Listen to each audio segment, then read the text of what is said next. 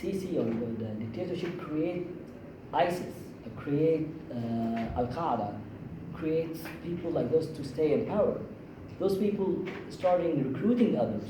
The heads are not really activists of ISIS or other. They really conspire because they belong to the regimes. But they recruit people that they want to revenge or retaliate. So when those people come out and join those militant groups, they're very harmful to the region and to the whole world. That's why you can see they give them an orders to go to France and blow yourself out. He's ready to die. He feels that he want to revenge for his mother and his sister. See, we definitely wanted to stop that. We wanted to let Egypt, the people of Syria, that no, America has principles and support democracy and freedom. And as I said, through myself and others, we talk and let them, American people, separate them than the government, because I hate when they prejudge America by the government. Because I've been here since 1996, 1999, I live here, and I know, especially in the South, the hospitality, the people, when they know what's going on, what's the problem, they sympathize and they stand beside you. Most of the lobbying we do, when we are 10, 8 of them are American, are supporting the cause of it. So that's, did I answer it right, or you still have? Yeah. Okay, all right. It was kind of just a follow-up question in the same lines of, you were talking about like when you're lobbying, you kind of have to frame like how you approach the issue of like why this benefits us. Like what are your specific like tactics in talking to members of Congress or senators and that kind of thing in order to kind of like see that perspective? All right.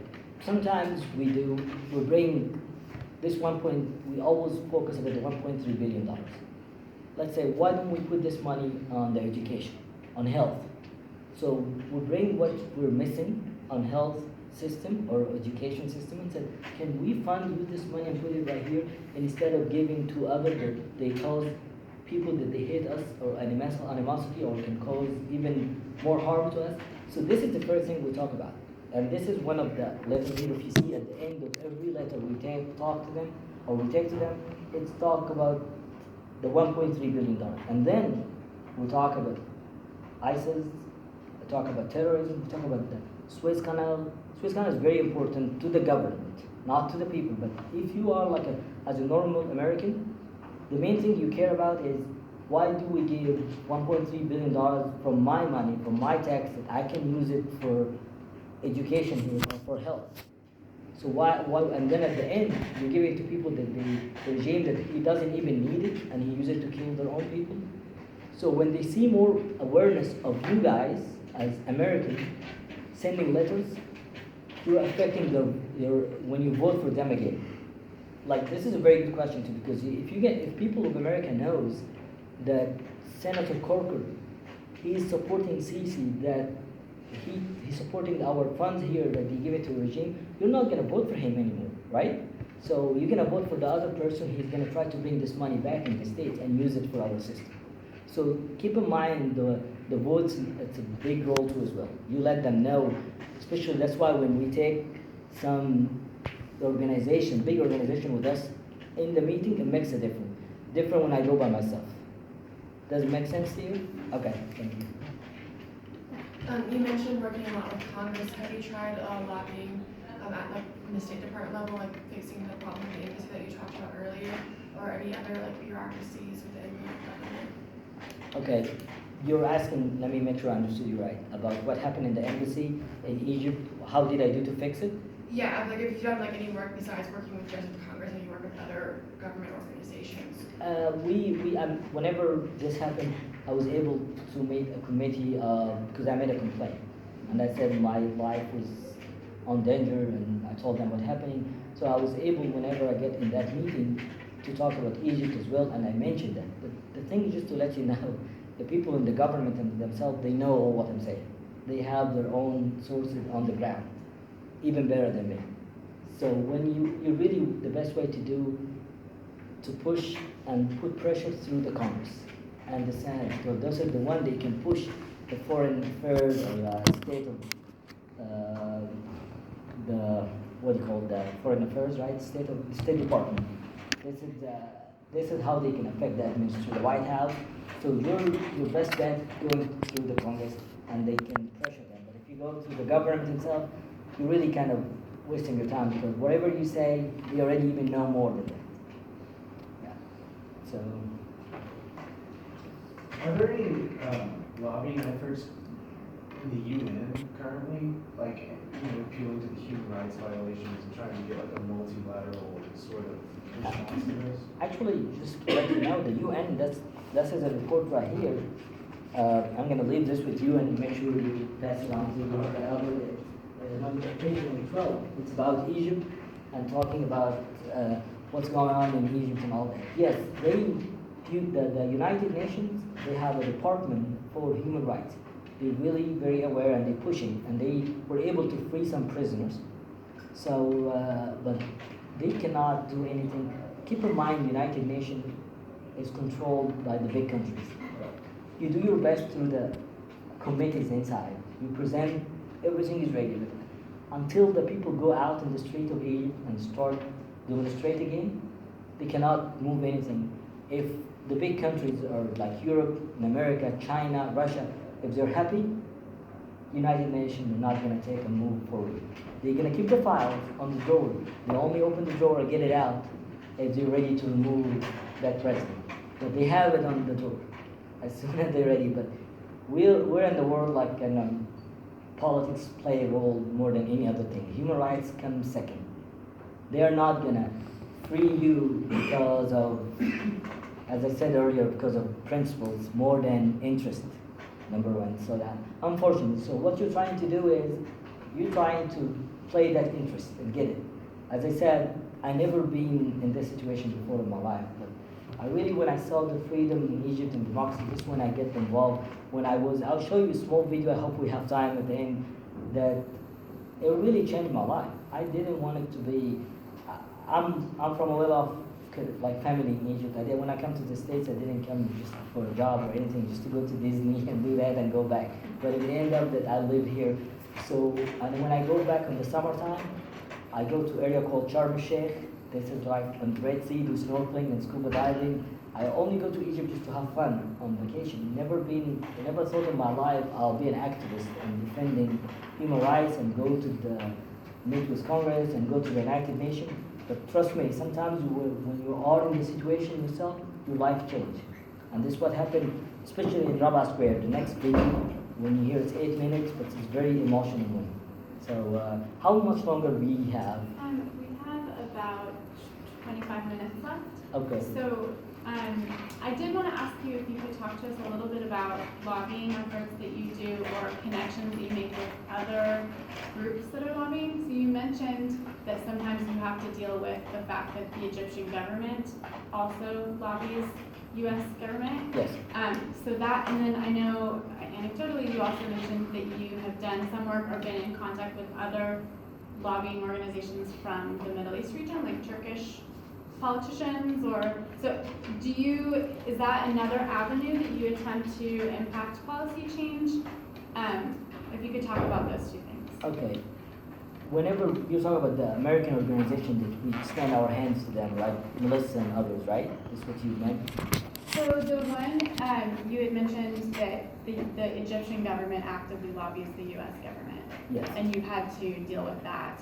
Is that? Not in person now. The lady of the Congress, the head of staff, she was telling me, this is off the record. She said, we appreciate your presence here, but that girl used to work in the Egyptian embassy, in the American embassy in Egypt. And she was there when the revolution took place. So she sympathized with us. So sometimes she talked of the, she said, because I go meet with her a lot, and she told me that every week we have people from, as I said, United Emirates. United Emirates is the biggest, and Israel, the biggest country supporting Sisi.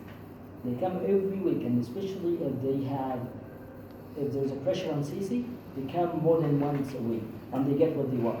By the way, just to let you know, lobbying is money, and we don't have this kind of money they have. I'll tell you why money. This is an important thing. Let's say you're gonna go to be the Congress of Tennessee. we can invite you here and we'll say, I'm gonna do fundraising to help you campaign. We get our organization, Egyptians Abroad. We put like $10 million to help your campaign, $2 million.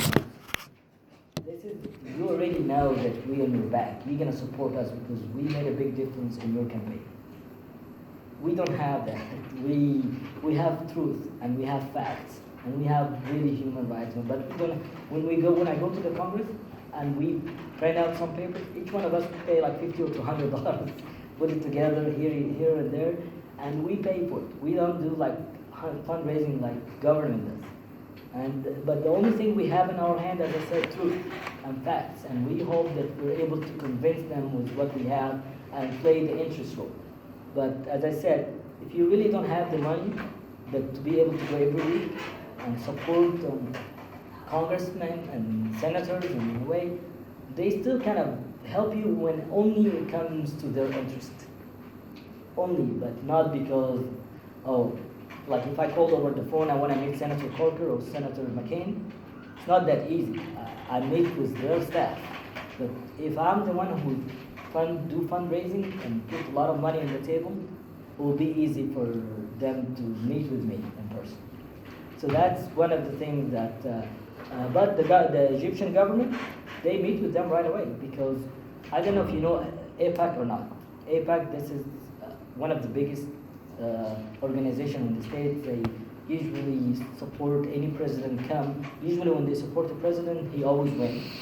They a Jewish lobby called AIPAC. You guys read a little bit about AIPAC in your chapter.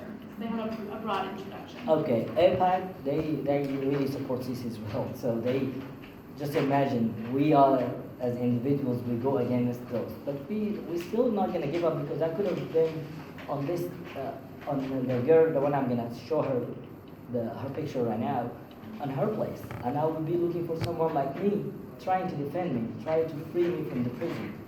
Like, just imagine that girl said, being almost 23 days, her mom doesn't even know where is she. The police came and captured her, took her. They don't want to tell her where she. We don't know anything about her. So that's the first half of the question. What's the second half?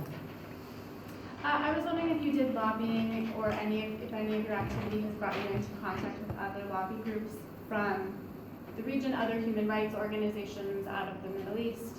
I know you had mentioned to me that you had some contact with Turkish politicians, and I was wondering if that was sort of something that is an avenue that your organization attempts to use to influence the U.S. policy, or? No, not in the U.S. policy. When we talked to the Turkish had a military coup 2 times, and they had experience with that. We offered them an idea that called ISEP, International Coalition to Empowering People, and we presented to the president of Turkey to make a coalition of the people, that countries like Chile, Brazil, Turkey, that countries that have military coup, why don't you do like a UN, small UN, just for military coup?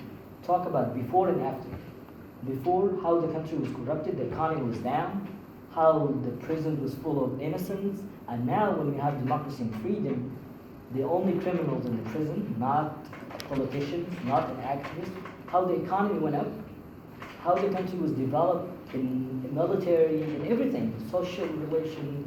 So we offered that, and Turkey really liked the idea, but unfortunately, right before we do any conference with them, and we invite Chile, I went to Brazil embassy, I went to Chile embassy, I went to South Africa, all of them liked the idea, but the guy of Chile, the ambassador, told me, the only thing I'm gonna give you an advice, who's the first country will jump in? Every country will wait for another country to jump in first.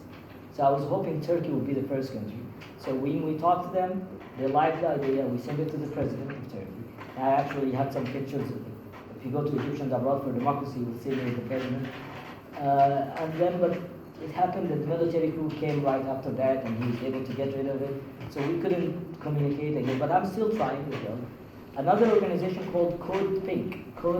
They're defending the rights of Palestinians to live. They were, the CEO of this will be called Medea Benjamin. She's a very well-known person. I hope with you guys that you're able to pull her name out. Very strong activist. And Code Pink, one of the oldest human rights organizations. she's been with us since day one. And the reason she was involved with us, and I didn't tell you about that, Jessica, but Medea Benjamin, she was going to Palestine through Egypt at the time of the coup. She only was transiting there and then going to Palestine because Israel is supporting the coup. So Egypt want to pay, be grateful to Israel. So they prevent her from going to Palestine. And she insisted. When she insisted, they knocked her down and broke her arms in Egypt, in the airport. So, and they sent her back to the States, and they didn't let her go back, didn't let her go to Palestine to support the people of Palestine. If you pull her name out, you'll see the whole story. And since that moment, she's supporting the Egyptians. She said if they do this with a visitor, an American, just visiting and going through Egypt, what do you do with the Egyptians themselves? And this is when Medea Benjamin joined our group and became part of our coalition. So we have about 10 minutes left. Did you want to show some of the video? Yeah, I'll show before the video, can I go to Facebook fast? I want to show them the girl. And, You'll have to sign in. okay, can you? You can. All right. Did I send it to you or not? I don't have it on Facebook. Okay. So you can put it on. I know I'd asked you all to prepare some questions and some of you sent them to me. So if you have them, if you have notes or anything, take a minute while Mohammed is getting set up, you can look back to your notes. Bring up those questions.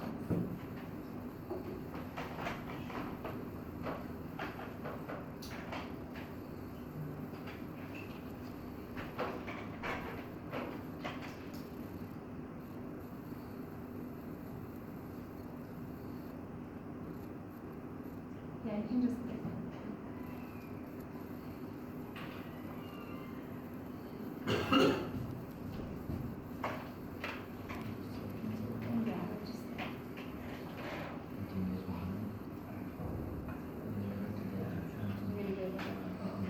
maybe we should just do the video. I'm not sure.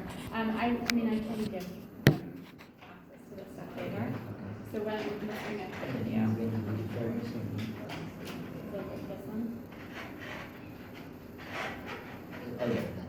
Okay, so we're gonna watch a portion of this. Sure. Let's take it from last 3 minutes.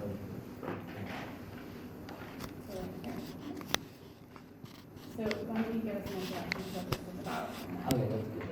And I'll start it. This is actually in Rabaa Square. Rabaa was, when people was in the street, it's Ramadan. Ramadan is our holy month when we're fasting. So the people there, this is the stay 30 days in the street. And they're talking, it's a movie about them, talking about the girls. How was the life of the girls on the sitting in the street? We have tents, and this is in the center of Cairo. So they tell them what's happening to them, and it's right before the military coup and after the military coup. So I kind of lived some of those times there. I did not attend the last thing when they had when they did was August 14th when they start shooting everybody to make the square nobody there.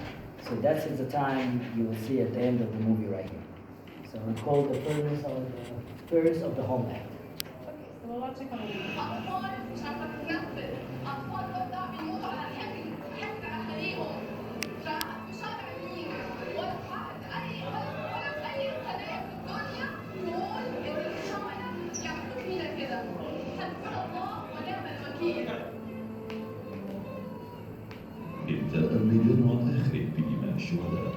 Alright, can you give us some context when they're saying the blood of the martyrs? Who are they talking about? Are they talking about protesters? Yes. Okay, so protesters who are protesting the military regime? Again, it's a military regime, yes.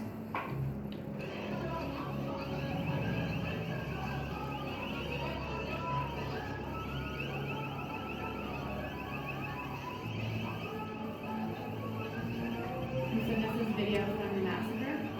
Before and after, but now because it's the last 4 minutes, that's an after. That's an في هذا اليوم سنكون وراء الكثير They من don't care if it's kids or older or ladies or men, they're just shooting anyone in front of them.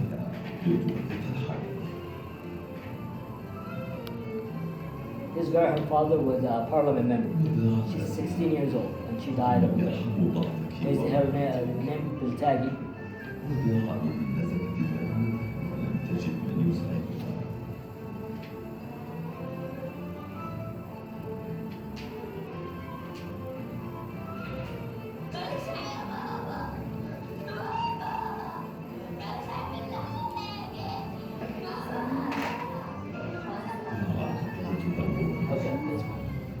Okay, so one of the things that we read about this week was the role of political parties and their sort of interaction with interest groups. So one of the questions that our students had submitted was about whether you have sort of particular tactics or whether there are differences in the way that you approach members of different political parties in the states, so Democrats and Republicans, or if your tactics change, for example, between when you're working, attempting to lobby the Obama administration versus currently attempting to lobby the Trump administration. Could you talk a little bit about Sure. that?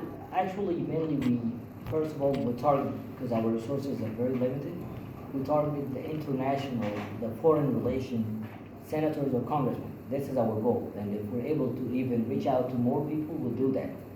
So, and plus we always look for those people that they are supporting Sisi more. Because this is who you want to lobby to them, telling them, you know, why are you supporting Sisi? This is the interest. Like Senator McCain, we visited him twice. He's really one of the people that very strong against General Sisi. He told them in the media over there. That's why Senator McCain hates General Sisi. Like he told them when we talk about the coup, he said, if it sound like a duck and walk like a duck, it's a duck. Like it's a military coup. Yeah, and one of the things, if the United States said it's a military coup, by law, we have to stop funding. So until this moment, the government still didn't call it a coup. McCain was trying to make it to say it's a coup, and he said that in Egypt. Senator McCain and the other senator, he's very supportive to Lindsey Graham. Both of them are very supportive. So we don't need to meet them very well because they're very aware. Like we meet with others, and Senator Carter in between. Like he's a very nice guy, but he's really like last time when we talked to his head of staff, he said we want to make sure that we have a chair in the meeting with President Trump. He doesn't. What he mean by that? He doesn't want to